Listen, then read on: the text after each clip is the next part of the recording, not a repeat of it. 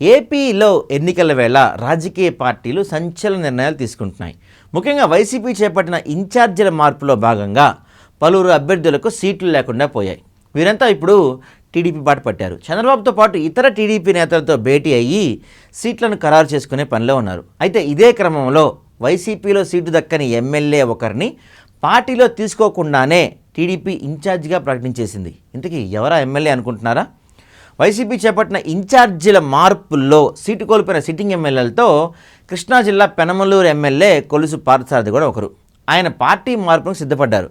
TDP అధినేత చంద్రబాబుతో హైదరాబాద్లో భేటీ అయ్యి ఆయన డిస్కషన్స్ చేశారు. అయితే టీడీపీ తీర్థం మాత్రం పుచ్చుకోలేదు. దీనికి కారణం ప్రస్తుతం ఆయన ప్రాతినిధ్యం వహిస్తున్న పెనమలూరు స్థానంలో తనకు సీటు ఇవ్వాలని పట్టుబడమే. దీనికి టీడీపీ అంగీకరించలేదు. పెనమలూరు సీటు విషయంలో టీడీపీలో గట్టి పోటీ నెలకొంది.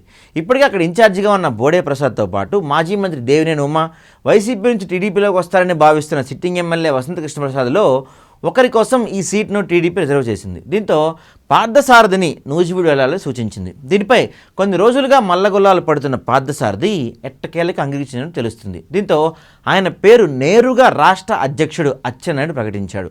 అయితే టీడీపీలో చేరకుండానే పార్థసారథి పేరును నూజివీడు ఇన్ఛార్జిగా ప్రకటించడం రాజకీయ వర్గాల్లో చర్చాంశంగా మారింది.